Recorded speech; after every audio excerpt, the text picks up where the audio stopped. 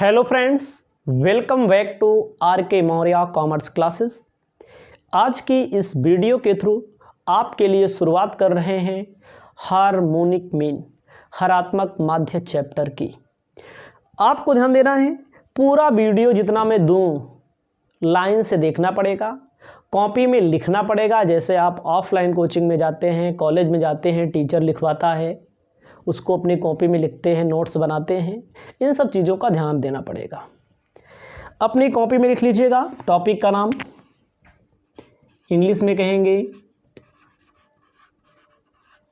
Harmonic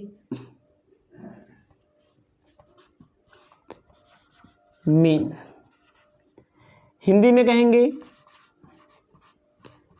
हरात्मक माध्य। ठीक है, हिंदी में कहेंगे हरात्मक माध्य। आपको अपनी कॉपी में जब हरात्मक माध्य लिखना है, इसका मतलब क्या होता है? इसका मतलब होता है जो आपके पास आइटम दिए होंगे, आइटम को कहते हैं पद। जो आप आइटम दिए होंगे इन्हीं का रेसिप्रोकल होता है। रेसिप्रोकल होता है। रेसिप्रोकल का मतलब होता है व्युत्क्रम।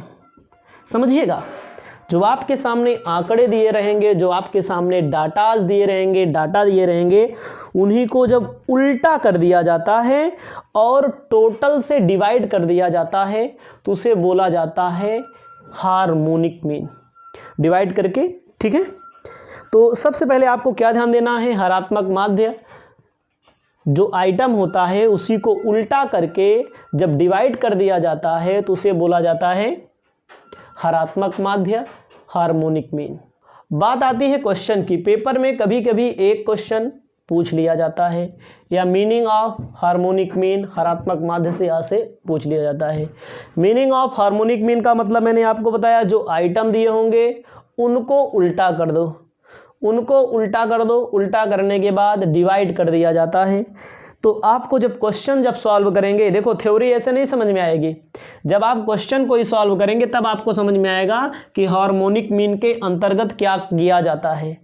ठीक है, ध्यान दीजिएगा। आपके सामने दिया गया है साहित्य भवन पब्लिकेशन की बुक, एस.एम. शुक्ल जी की बुक, कहता है calculate harmonic mean from the following number. आपके सामने नंबर दिए हैं। पहला क्वेश्चन है, बुक होगी तो बुक में देख लेना, नहीं है तो यही मान लीजिए 32, 35, 35।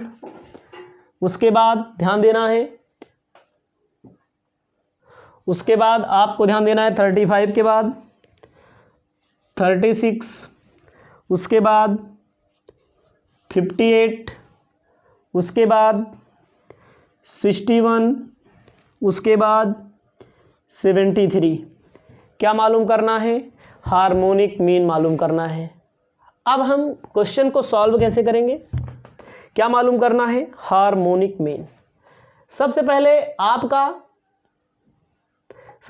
आपका सूत्र मालूम होना, आपको बताने जा रहे हैं आगे, ध्यान दीजिएगा। अब इसको क्या करेंगे? सबसे पहले हमें फॉर्मूला मालूम होना चाहिए। ठीक है, फार्मूला मालूम होना चाहिए।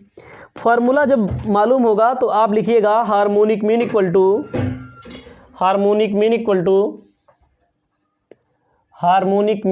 To n upon sigma 1 upon n, 1 upon x, sigma 1 upon x। यही हमारा फॉर्मूला होता है। आपको ध्यान देना है, अपनी कॉपी में ऐसे क्वेश्चन पहले लिख लीजिए। क्वेश्चन में आपको ध्यान देना है 32, 35, 36, 58, 61, 73 ऐसे लिख लेना है आपको सबसे पहले क्या करना है? 1 अपान x मतलब उल्टा करना है। उल्टा करने का मतलब होगा आपके पास कैलकुलेटर होना चाहिए। अपने कॉलेज में पता कर लीजिएगा, अपने टीचर से जो हेड ऑफ डिपार्टमेंट होगा जो सही सही टीचर होगा। ठीक है, अगर आप किसी प्राइवेट कॉलेज में नाम लिखवाए हैं तो वहाँ पर भी अच्छे से पता कर लीजिएगा कैलकुलेटर का यूज होता है कि नहीं होता है। अगर नहीं होता होगा तो बहुत मुश्किल हो जाएगा पेपर में अच्छा नंबर पाना, ये भी मैं बता देता हूँ। क्योंकि मैं जहाँ पढ़ाता हूँ, जहाँ क्या लगभग अधिकतर यूनिवर्सिटी में कुल कैलकुलेटर का यूज किया जाता है बीकॉम के पेपरों में, एमकॉम के पेपरों में। नहीं तो आप समझिएगा 1/x बार x करना पड़ेगा आपको। इसका मतलब होता है, समझ लीजिएगा, 1/32, 1/35, 1/36, 1/58, 1/61, 1/73। ऐसे कर लेना है। ठीक है, ऐसे कर लेना है। ठीक है, हम आपको बताना चाहते हैं ऐसे कर लेना है। 1/32 आ जाएगा 0.031, आ जाएगा 0.03125। ठीक है, जब भाग दिया जाएगा 1/32 0.03125।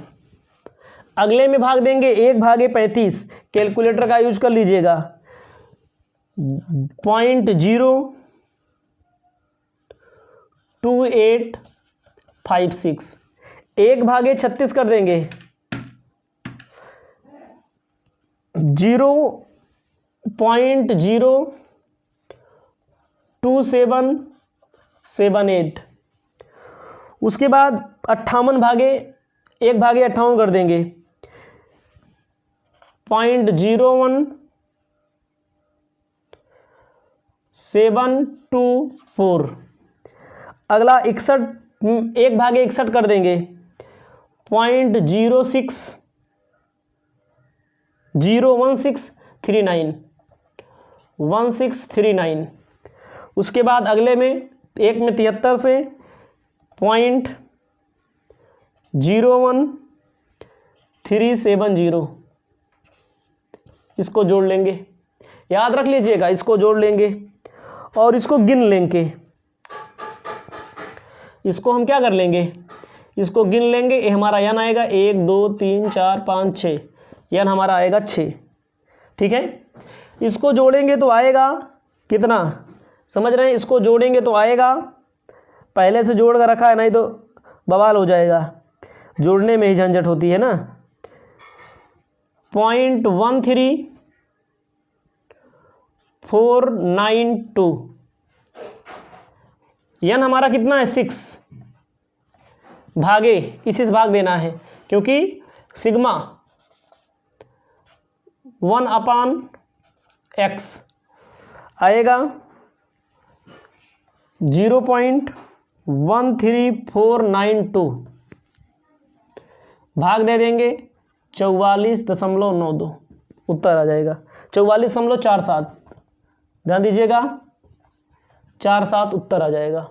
इसके बाद सेकंड क्वेश्चन आगे आपको मिलेगा।